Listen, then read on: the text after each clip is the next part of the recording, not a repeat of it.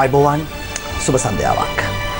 සීමාවෙන් එහා දේශපාලනය සලකුණ දේශපාලන සංවාදයයි අද ආරම්භෙන්නේ. දේශපාලනය කියා කිව්වත් අද අපේ මාතෘකාව දේශපාලනයට යොමු වන්නේ නැහැ.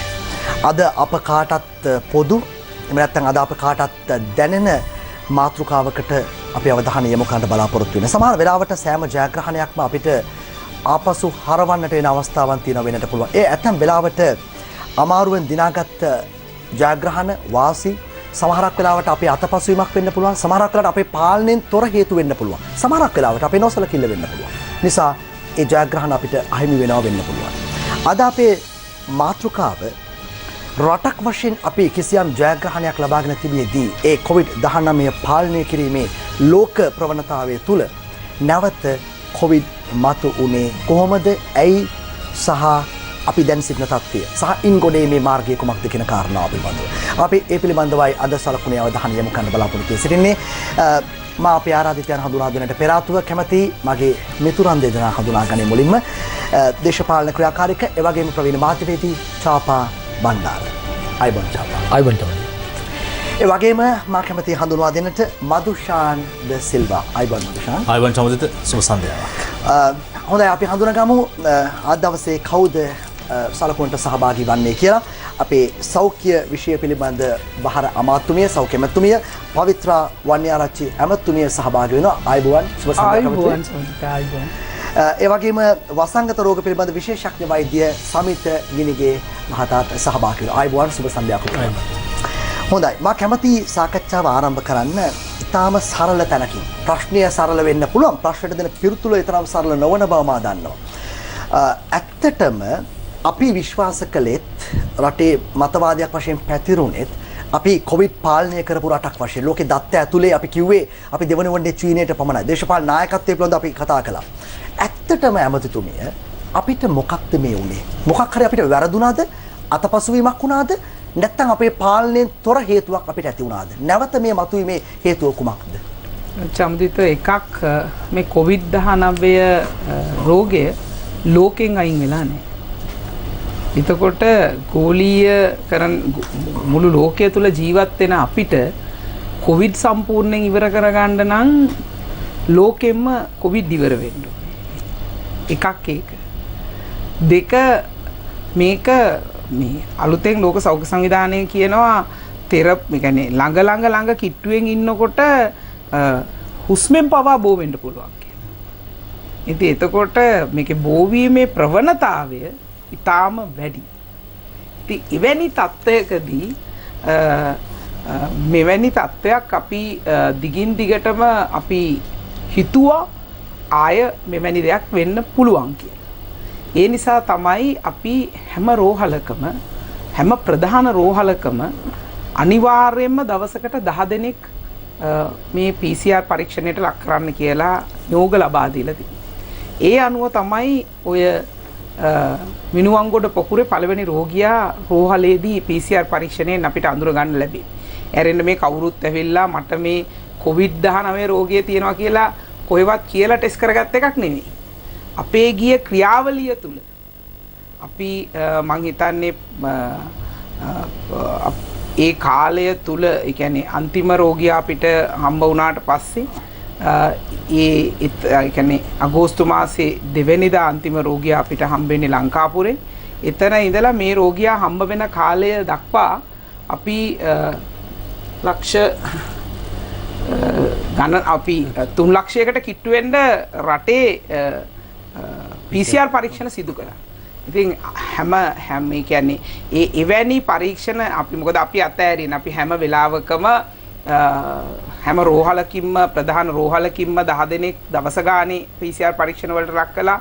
ඒ වගේම මියගිය පුද්ගලයෝ නියුමෝනියා වගේ රෝග හැදිලා තියෙනවා නම් එයා ඔහුගේ මරණ පරීක්ෂණය සිදු කිරීමට පෙර ඔහුව පරීක්ෂණයට ලක් කරා. ඔහුගේ තියෙන ඔහුගේ නියැදි ඒ වගේම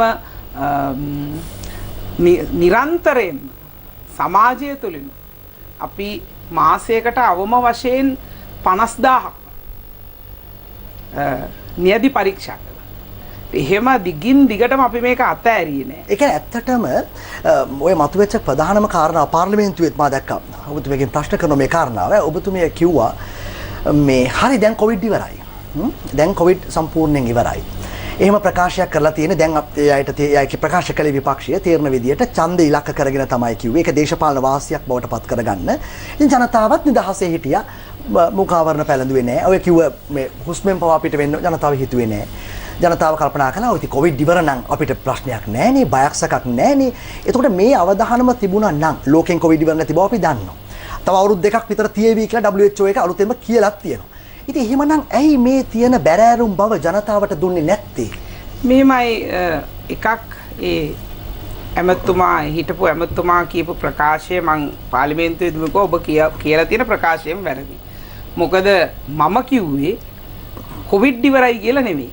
මම කිව්වේ බොහොම විද්‍යාත්මක පදනමක් මත අපි ඒ වෙනකොට 30000ක් 50000ක් විතර නෑ 50000ක් විතර අපි චෙක් කළා සමාජය තුල.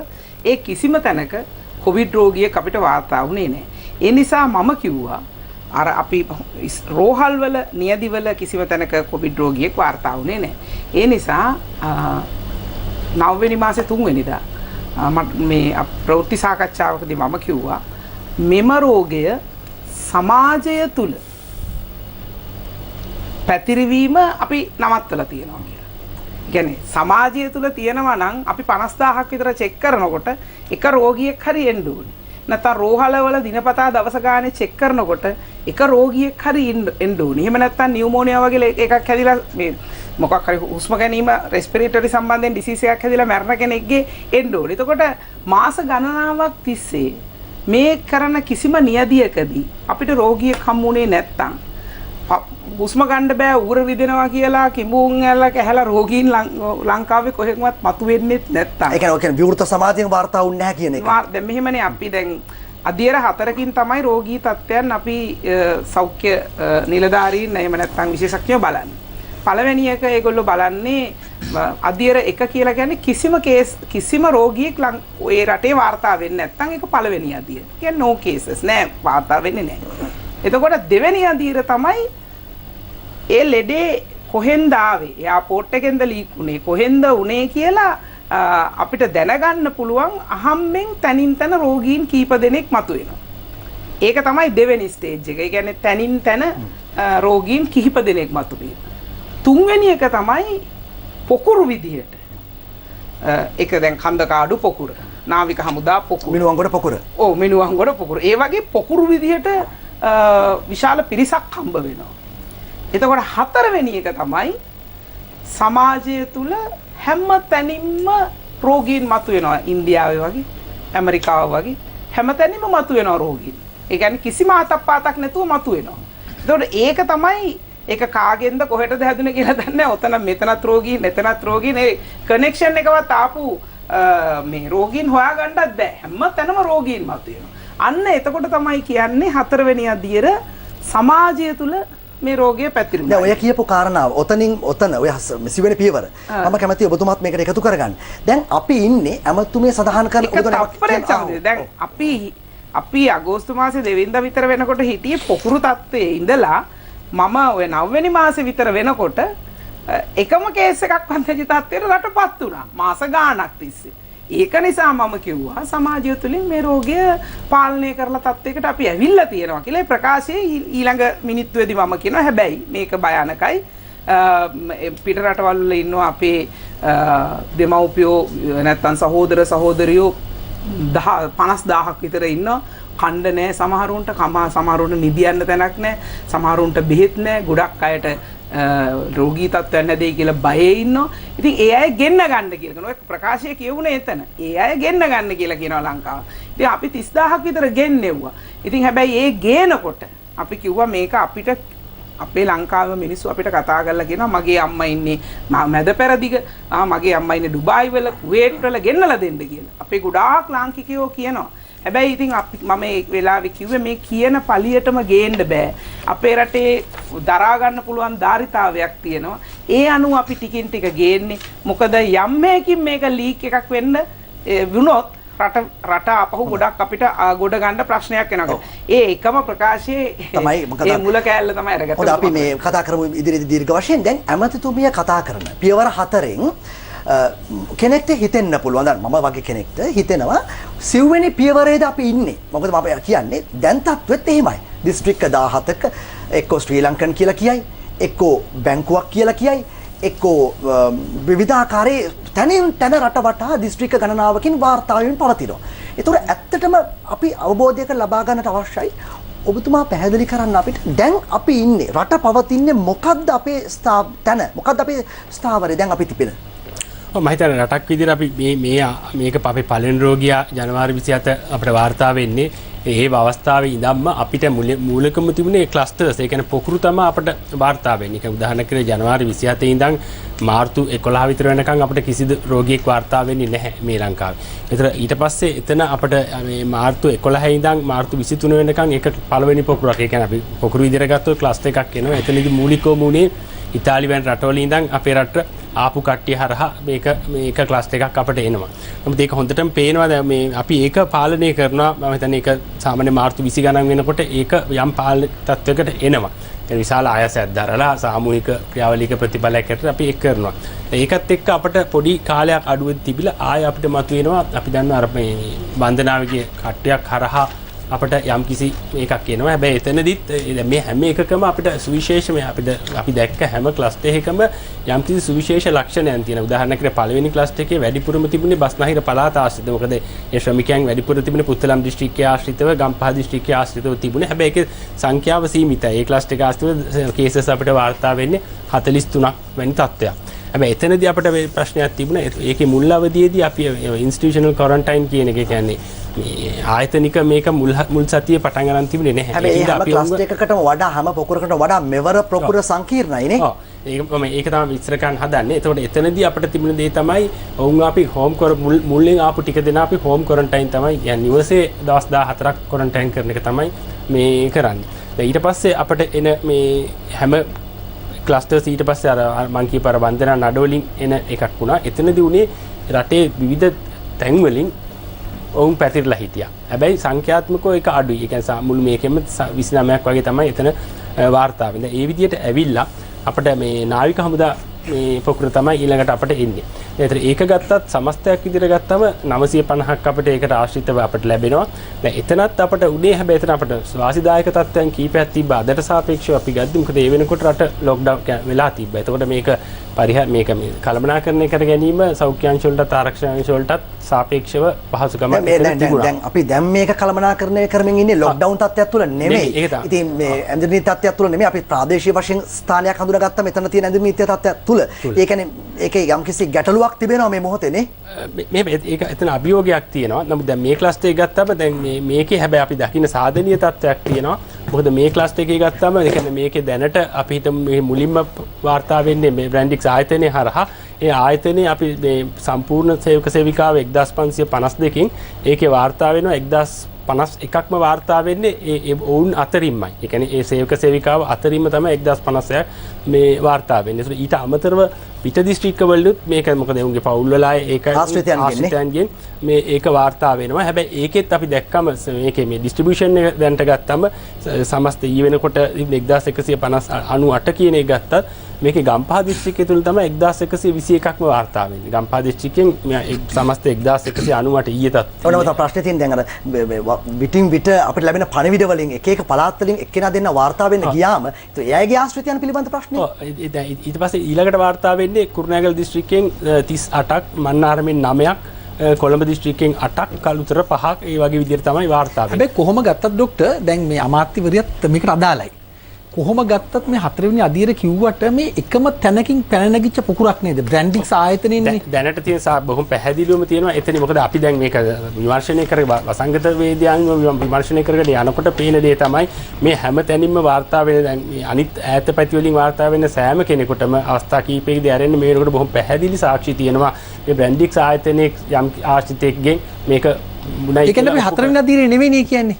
පැහැදිලිව තමයි අපි මොකද අධීරේ තාම 3 වෙනි අධීරේ එකක්. ඒ කියන්නේ පොකුරු අධීර තත්ත්වයක පැහැදිලිව මේ අවස්ථාවේ ඒක වගකීමෙන් කියන්න පුළුවන් තාම අපි ඉන්නේ ක්ලස්ටර් ඒක වට වටෙන් වාර්තා වුණාට ඒක සිව්වෙනි අදියර විදියට ගණන් ගන්න බැරිද? බැහැ. මොකද මේ දැන් ඔය තත් ඒක තමයි සංසන්දනාත්මක කියන හදන්නේ දැන් නාවික හමුදා පොකුර ගත්තත් හැබැයි ඒතර කාලය පිළිබඳ ප්‍රශ්නයක් තිබ්බ. නාවික හමුදා පොකුර මාස දෙකමාරක් විතර මේ ඒක කාලයක් එක්ක ආවේ. දැන් මේක ඊට වෙනස තියෙන්නේ මේක එක පැය 72ක් අතර ඔය පැහැදිලි කිරීමත් එක්කම මේ මෙවර වෛරසය මතුවීම මේ මිනුවන්ගොඩ ආශ්‍රිත පොකුර මතුවීමත් එක්ක මතයක් කියනවා මේ සාම්පල තුල මේ වෛරස් ලෝඩ් එක වැඩි කියලා. කියන්නේ මෙවර එහෙමත් මොකක් හරි තිබුණාද විද්‍යාත්මකව? මම හිතන්නේ ඒකත් තාම එහෙම සාක්ෂියක් නැහැ. මේ හරි ඒකට එක හේතුවක් තියෙනවා. මොකද මේක මේ ක්ලස්ටර් එක අපිට එන්නේ ඉතාමත් සංවෘත පද්ධතියක් තුල.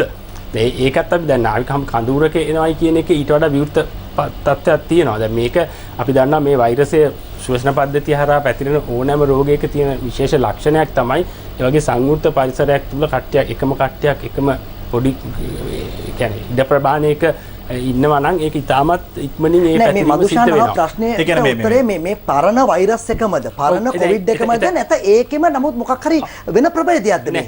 දැනට එහෙම වෙන ප්‍රභේදයක් පිළිබඳ කිසිම සාක්ෂියක් නැහැ. දැන් අපිට හිතන්න ඒකමයි කියන්නේ. ඒකමයි දැනට තියෙන්නේ.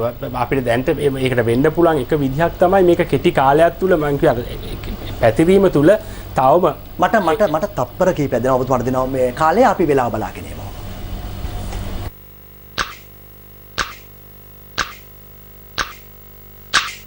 වෛරස් සහ බැක්ටීරියා වලට එරෙහිව 99.9% සටන් කරයි.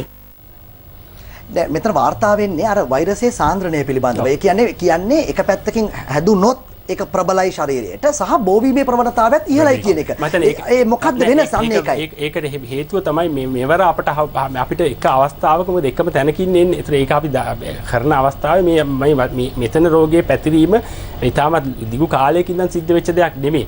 ඉතාමත් යම්කිසි සති කීපයක් තුල වෙච්ච අවධියක තමයි අපිට පළවෙනි රෝගියා හම්බෙන්නේ කියන එකයි ඒකෙන් අදහස් වෙන්නේ. කියන්නේ වැඩි දෙනෙක් ආසාදිත මට්ටමේ ඉන්නවා. එකම අපිට අර අනිත් එක නාවික හමුදා කඳුරු කන්දකාඩු කඳුරු වල අපිට හම්බුනාම උනේ ඇත්තටම අපිට තියෙන සාක්ෂි අනුවත් එතන සති ඊට වඩා වැඩි කාලයක් මේ ආසාදනයේ තිබිනයි කියන යම් සාක්ෂි තියෙනවා. එතකොට අපි මේක සොයා ගන්නකොට ඒක මේ එක ඒතර හම්බෙන පුද්ගලයා ඒ ආසාදනයේ එක අවස්ථාවල. හැබැයි දැන් ඔය මේ එක වාර්තාවක තිබුණ ජාත්‍යන්තර මාධ්‍ය වාර්තාවක දැන් අපි ඉන්න සීමාව. එතනින් එහාට තමයි අපේ සීමාව අන්තිම සීමාව අපි ඉන්නේ. එතනින් එහාට ඇමරිකන් සහ ඉන්දියන් සීමාවට ඇතුල් වෙන්න තමයි අපිට සීමිතව තියෙන්නේ. ඒ කියන්නේ සිව්වෙනි පියවර කියන එක. ඇමතුමිය කියලා තුන අවස්ථා කීපයක මම දැක්කා අපි තාම එවැනි අවදානමක නැහැ. අපි මාධ්‍යයෙන් පුවත්පත්වල පවා ඒක කාරණා මතු කළා. ඔබ කියන්නේ තාම අපි සිව්වෙනි පියවරට පැමිණෙන්නේ නැහැ කියන කාරණාවද? පැහැදිලිව තාම නැහැ. ඒක අපිට කල්පනාකරණය කරගන්න කියන්නේ අපි දැන් හැමතිස්සෙම පාවිච්චි කරන උපක්‍රමයක් තිබ්බ. දැන් මීට ඉස්සර නාවික හමුදා පොකුර ගත්තත් ඒ 950න් 170ක් විතර ආසන්න වශයෙන් වාර්තා වුණේ සෞඛ්‍ය වෛද්‍ය නිලධාරි කොට්ටාශ 69කින් වාර්තා වෙන්නේ. ඒ කියන්නේ එතනත් ප්‍රජාවට යෑමේ අවධානමක් තිබුණා. නමුත් අපි කරන අපේ මුල ඉඳන් එතකොට මේ කන්දකාඩු ගත්තත් කේසස් 50 ගාණක් ඉන්නේ මේ MOH areas 29කින්. ඒ කියන්නේ එතනත් පැතිරීමක් කියන්නේ මේ එතන එක තැනක විතරක් නෙමෙයි ඒවත් යම් පැතිරීමක් තිබුණා. නමුත් අපි මුල ඉඳන්ම අපි පාවිච්චි කරපු එක උපක්‍රමයක් තමයි මේ සෞඛ්‍යාංශත් ආරක්ෂාංශ සමස්තකයේ පාවිච්චි කරපු උපක්‍රමයක් තමයි මේ එක කේසයක් ආපු ගම ඒ කන්ටැක්ට් ට්‍රේසින් කියන එක කාර්යක්ෂමව කරන එක. කියන්නේ දැන් එක කේස් අද කේසයක් වාර්තා වුණොත් ඔහුගේ ආශ්‍රිතය ඔක්කොම පැය ගාණක් ඇතුළත අනිවාර්යයෙන්ම ඒක මේ ක්වොරන්ටයින් කරන එක කරනවා. දැන් ඔය කියවෝ කාරණාවෙන් ඇමතුමිය දැන් ඔය අපිට කොහේ හරි තැනක පොඩි එක්කෝ වසංගත රෝග විද්‍යාංශයෙන් හරි දැන් ඉන්දියාව ආසන්නතම රට පසුගිය මාස 5 ඇතුළත ආසාදිතයන් මිලියන 2යි. හැබැයි අවසන් දින 12 ඇතුළත ඔවුන් මිලියන 7 සීමාවට ළඟා වෙලා තියෙනවා. ඒ කියන්නේ ආසාදිතයන්ගේ ප්‍රමාණය. කියන්නේ ශීඝ්‍ර වර්ධනයක්. එතකොට අපිට වසංගත රෝග විද්‍යාංශය තමයි අපි මා විශ්වාස කරන විදිහට මේ සියලු දත්ත තොරතුරු ලබා දී යුතුව තියෙනවා. ඔහුගේ දත්තමත් තමයි සෞඛ්‍ය මන්ත්‍රී අධ්‍යක්ෂ ජනරාල්වරයාට ඇවිල්ලා එතනින් ලේකම්වරයාට ඇවිල්ලා එතනින් ඔබතුමිය හරහා රජයට දැනුම් දීමක් වෙන්නේ. දැන් මොකක් හරි ක්‍රමික වෙනසක් මේ වෛරසය සිදුවීමෙන් පවතිනවායි කියන එක. අපි ජාත්‍යන්තර ප්‍රවණතාවයන් ගැන අවධානය යොමු නොකළද? ඔබතුමියට තොරතුරු ලැබුණේ නැද්ද? මොකක්ද උනේ? දැන් මෙහිමයි අපි කල්පනා කරන්න ඕනේ. දැන් මිනුවන්ගොඩ පොකුරේ දවස් 3-4ක් ඇතුළත රෝගීන් 1397ක් වාර්තා වෙනවා.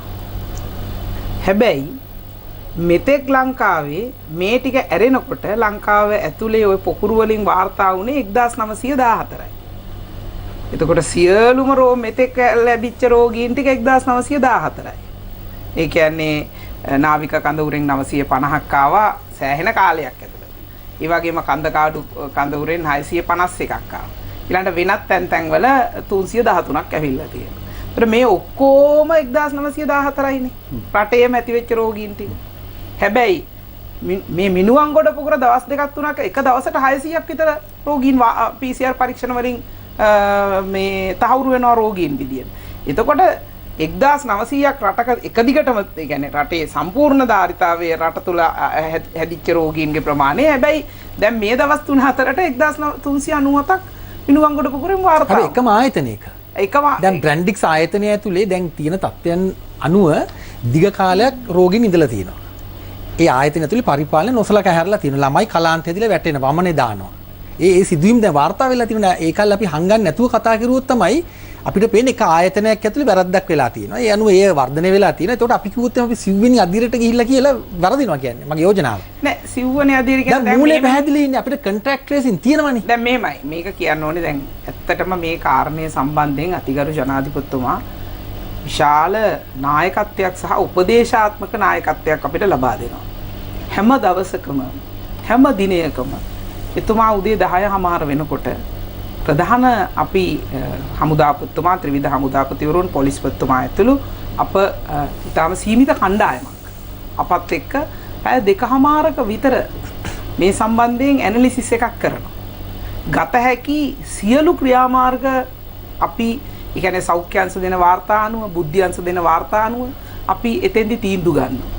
එතකොට තියෙන පුංචි අඩුපාඩුවක් හරි තියෙනවා නම් ඒ සියල්ල නිවැරදි කරන්න ජනාධිපතිතුමා උපදෙස් දෙනවා, අවශ්‍ය මුල්‍යමය සහාය ලබා දෙනවා. ඒ වගේම අවශ්‍ය ජනාධිපතිතුමාගේ ජනාධිපති බලතල ඇතුව ලබා දිය හැකි මේ උපදේශය සහ විධාන ලබා දෙනවා. ඒ සියල්ල පදනම් වෙන්නේ හැබැයි සෞඛ්‍යාංශ සහ බුද්ධ්‍යංශ දෙන තොරතුරු මත. දේශපාලන වශයෙන් අපි තීන්දුව ගන්නේ නැහැ.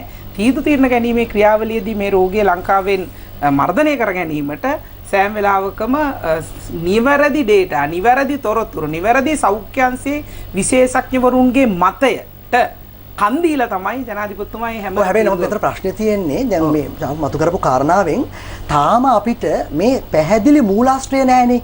දැන් අපි හිතනවා සැප්තැම්බර් ඔක්තෝබර් මාසේ 3 වෙනිදා තමයි මේ යුවතිය වාර්තා වෙන්නේ. හැබැයි ඒක නෙමෙයි කියන එකත් පැහැදිලිව කියනවා පළවෙනි කාන්තාව ඇය නොවෙන්නේ බොහෝ දුරට ඉඩ තිබෙනවායි කියලා. ඒ කියන්නේ ඇය කියනවා සැප්තැම්බර් මාසේ 19 හෝ 20 සිට ක්ලාන්තය වමනය ඇතිච්ච අය තමන්ගේ ටීම් එකේ හිටියා කියන කාරණාව. සහ මේ බ්‍රැන්ඩික්ස් ආයතනය නිකුත් කරලා තියෙන මාධ්‍ය නිවේදන දැන් 3-4ක් විතර එකිනෙකට පරස්පර විරෝධී. එකිනෙකට පරස්පර විරෝධී. එතකොට මේ දැන් අපි තාම දන්නේ නැහනේ. තාම කියන්න බෑ. ඔබතුමාගෙන් මම ඇහුවොත් ඔබතුමාට කියන්න පුළුවන්ද? මම දන්නේ නැහැ. මං හිතන්නේ බෑ. ඇමතුමිය දන්නේත් නැහැ. ආරක්ෂකංශ වලින් දැම්ම බුද්ධ්‍යංශ තාමත් දන්නේ නැහැ. ඉතින් මූලාශ්‍රය සොයා ගැනීම ඉතාම වැදගත් නේ. නෑ ඒක සම්බන්ධයෙන් හඹාගෙන යනවා. හැබැයි තියෙන తত্ত্বය දැන් අපි මේ රෝගියෙක් අපිට රෝගීන් දැන් අපිට හම්බ වුණානේ පළවෙනි රෝගියා නැති වුණත් සෞඛ්‍යාංශවල උපදේශ අනුව රෝහල් වල කරපු පරීක්ෂණවලදී හම්බෙන් මේක හම්බ වෙනවා අපිට නේ. එතකොට මේ හමු වුණාම මේ අපි ප්‍රධාන වශයෙන්ම ජනාධිපතිතුමා උපදෙස් දුන්නේ මේ බ්‍රැන්ඩිස් කර්මාන්තශාලාවේ හිටපු මේ සේවකයන් 1552 ඒ අය වහාම එතනින් ක්වොරන්ටයින් සෙන්ටර්ස් වලට ගෙනියන්න කියන එක. ඊළඟට ඒ අතරතුරේදී PCR පරීක්ෂණ කළා. දැන් සියලු දෙනාම අරන් ගියාද? බ්‍රැන්ඩික්ස් කර්මාන්තශාලාවේ සියලුම දෙනා එක්කෝ සමහර අය මේ පොලිසිය වලට වාර්තා කළා නැහැ කියලා තිබුණා පෙරේද. ඒකදී හැංගුණා. එහෙම ප්‍රශ්න වුණා. රැලි වෙනකන් හොයන්න වුණා. දැන් ප්‍රශ්නයක් නැහැ. නැත්නම් ඇඩ්‍රස් දුන්නේ නැහැ. මෙතුමන්ලා කී සැරයක් එක ෆෝන් එකකට කතා කරාද දන්නේ නැහැ මේ අංශ. ටෙලිෆෝන් 30ක් 40ක් මම හිතන්නේ ටෙලිෆෝන් 50ක් විතර බුද්ධ්‍යංශ දාගෙන කතා කරනවා. ඒ වගේම අපේ අමාත්‍යාංශ ටෙලිෆෝන් 20කට වැඩිය තියාගෙන කතා කරනවා. තොරතුරු ගන්න හරි අමාරුයි. ආශ්‍රය කරේ කවුද කියලා. ගෙදර අයගේ නන් ටික දුන්නට ඒ දවස් ටික ඒගොල්ලෝ ආශ්‍රය කරපු අයගේ නන් දෙන්නේ නැහැ. ඇඩ්‍රස් දෙන්නේ නැහැ. ඔබ මේ කියන්නේ ආණ්ඩුව පැත්තෙන් කරපු දේ මේක හරිනේ. ආණ්ඩුව බලධාරීන් මේ වැඩේ කෙරුවා. නමුත් ඒක ආයතනයක නොසලකිල්ලනේ දැන් මේ ඔක්කොම මේ රටම පෙලෙන්නේ. ඉතින් මේ සම්බන්ධයෙන් ඇයි යම් පියවරක් ගන්න නැත්තේ? මට තප්පරයක් මම පැහැදිලි කරගෙන ආපු එකත් එක කළා. දැන් මම කියන්නේ බ්‍රැන්ඩික්ස් කර්මාන්තශාලාවේ හිටපු 1552ම එක්ක රෝහල් වල එක්ක නිරෝධායන මධ්‍යස්ථාන වල සියලු දෙනා ගත්තා. ඒක වක්කීමක් ඇතුළත කරනවා. දැන් කිසිම කෙනෙක් මේ නිරෝධායනේ නොවි නැහැ. නෑ. එක්ක රෝහල් වල සියලු දෙනා නිරෝධායන. ඊළඟට ඒ අයගේ ආශ්‍රිතයි ඒ අයගේ කිට්ටු අපට ගත හැකි සියලු තොරතුරු මත ඉන්න සියලු ආශ්‍රිතයින් නිරෝධායන කඳවුර වලට අරගෙන තියෙනවා. ඒ අය ටෙස්ට් කරනවා එක්ක රෝහල් වල එක්ක දැන් වාර්තා වෙන්නේ ඒ අය තමයි. ඒ අය. හරිද? ඒ කියන්නේ දැන් ඔය වාර්තා ආශ්‍රිතයන් වශයෙන් වාර්තා දැන් අපි කියමුකෝ යාපනයේ කෙනෙක් ඉන්නවා, ට්‍රින්කුමලි එක්කෙනෙක් ඉන්නවා, මැනාවල 9 දෙනෙක් ඉන්නවා, පොළොන්නරු එක්කෙනයි, මාතලේ 2යි, පුත්තලම 3යි, කුරුණෑගල 38යි, කෑගල්ලේ 3යි, නුවර 1යි, නුවරඑළිය 1යි, මොනරාගල 1යි, ගාල්ල 1යි, කළුතර 5යි, කොළඹ 8යි. ඔහොම ටිකක්නේ අපිට වාර්තා වෙන්නේ. එතකොට අර ડોક્ટર සමිත කිව්වා වගේ, විශේෂඥ වෛද්‍ය සමිත පැත්තම කිව්වා වගේ, හැබැයි අනික් පොකුරු වල මීට වඩා ප්‍රමාණයක් පැතිරිලා තිබුණා ලංකාවේ දැන්. හැබැයි මේ පොකුරේ තාම එහෙම මට්ටමකට පැතිරිලා නැහැ. හරිද? යම් කිසි මට්ටමක 77ක් විතර පිටින් අපිට ගම්පහින් ඇරෙන්න සාපේක්ෂව අනික් ඒවාට හම්බෙන රෝගීන්ගේ සංඛ්‍යාවත් එක්ක බලනකොට මෙතන ඉන්නේ 77ක් විතර තමයි පිට දිස්ත්‍රික් වල කුරුණෑගල මේ ඉන්න 38යි, කොළඹ ඉන්න 8යි, ඒ වගේ ටිකත් එක තමයි ඔය වැඩිපුර මේවා වෙලා තියෙන්නේ. එතකොට මේ හම්බෙච්ච පිට හම්බෙච්ච අයින මේ හැම එකක්ම මිනුවන්ගොඩ පොකුරට සම්බන්ධයි. ඒ කියන්නේ මේ කොහෙවත් ලංකාවේ පිටින් හදිස්සිය මතු වෙලා නැහැ. ඒ මිනුවන්ගොඩ පොකුරේ ඉන්න කෙනෙක් ඒ ගමකට ගිහිල්ලා එහෙ ඉඳලා එහෙම වෙලා. ඒ කියන්නේ ඒ නිසා මතු වූ ආශ්‍රිතයන්. ඒ අයගේ මේ රෝගීන්ගේ සියලු ආශ්‍රිතයන්ුත් අපි අරගෙන තියෙන කදවුරුවල. විශේෂයෙන් බුද්ධ්‍යංශ හමුදාවට, හමුදාපතිතුමාට, ත්‍රිවිධ හමුදාවට ජනාධිපතිතුමාගේ උපදෙස් දෙලා ජනාධිපතිතුමාගේ පළවෙනි උපදේශය උනේ මිනුවන්ගොඩ බ්‍රැන්ඩික් කර්මාන්තශාලාවේ සියලු දෙනාම වහාම ඉක්මනින්ම කඳවුරු තුරට ගන්න. ඒකට කරන්න පතුරගෙන යන්න බෑනේ. ඊළඟට ඒගොල්ලන්ගේ ආශ්‍රිතයින් ඒ ආයතනයෙන් අවශ්‍ය පරීක්ෂණ සඳහා සහාය ලැබුණද? ලැබුණේ නැති බව තමයි සඳහන් වෙන්නේ. අදාළ දත් ලබා ගැනීම, ලිපිනයන් ලබා ගැනීම සම්බන්ධව, නිරෝධායන වීම සම්බන්ධව හැම අපේ සෞඛ්‍ය අමාත්‍යාංශයෙන් අපි උපදෙස් ලබා දීලා තියෙනවා හැම කර්මාන්ත ශාලාවකටම නිරන්තරයෙන් අපට වාර්තා කරන්න කියලා රෝගීන් ආවොත්. හරිද? නමුත් මේ ආයතනය කරලා නැහැ. කරලා නැහැ නේ ඒක. දැන් පැහැදිලිනේ යම් දුරකට නොකලා කියන්නත් බෑ. දැන් ඔය ප්‍රකාශයෙන් වෙන්නේ මේ වගකීම ආණ්ඩුව ගන්නවා. මගේ තර්කය දැන් බ්‍රැන්ඩික්ස් ආයතනේ මේ වෙනකොට ඔප්පු වෙලා තියෙනවා. දැන් සේවකයෝ කතා කරලා කියනවනේ ජනමාධ්‍යවලත් කියනවා. සති ගානක් අපේ අය වැටුණා. කලාන්ත දැන් ගමන යනවා. ඒ අයට තිබුණා බ්‍රැන්ඩික්ස් කර්මාන්තශාලාවට තිබුණා අපි පිට දැන් රජයේ ඒවට අමතරව ලංකාවේ ආයතන 5කින් පුද්ගලිකව PCR පරීක්ෂණ කරන්න. නෑ ඒක නෙමෙයි ප්‍රශ්නේ තියෙන්නේ. මම කියන්නේ මේ ලෙඩ්ඩු මෙහෙම වැටෙනවා නම්. ඔව්. ඒක නෙමෙයිනේ දැන් මෙහෙමයි සමදිත අපි ලංකාවේ තියෙන හැම කර්මාන්තශාලාවකටම ෆෝකල් පොයින්ට් එකක් අපිට දෙන්න කියලා තියෙනවා. අපේ අමාත්‍යාංශයට. එයා නිරන්තරයෙන් බලන්න ඕනි, එයා අපිට නිරන්තරයෙන් දැනුම් දෙන්න ඕනි. ඒ රෝහලේ රෝගී නැති වෙනවා නම්, මෙවැනි තත්ත්වයක් ඇති වෙනවා නම් අපිට දැනුම් දෙන්න ඕනේ. දෙවෙනි කාරණේ ඒ අයගේ වගකීම විදියට අපි දවසකට 3 පාරක් උණ බැලීම, අර සෞඛ්‍ය අපි කියලා තියෙන සෞඛ්‍ය බෙස්ට් ප්‍රැක්ටිසස් හොඳ පුරුදු සම්පූර්ණයෙන් අනුගමනය කරන්න ඕනේ. අත්හොදලා කර්මාන්තශාලාවලට යන්න ඕනේ. දුරස්ථභාවය පවත්වාගෙන යන්න. ඒ නියෝගය ඒ විදිහටම තිබුණා. ඒ සඳහා ලංකාවේ තියෙන හැම කර්මාන්තශාලාවකටම අපි එක්කෙනෙක් අපිට නම් කරන්න කියලා සම්බන්ධීකරණය තියාගෙන ගියා.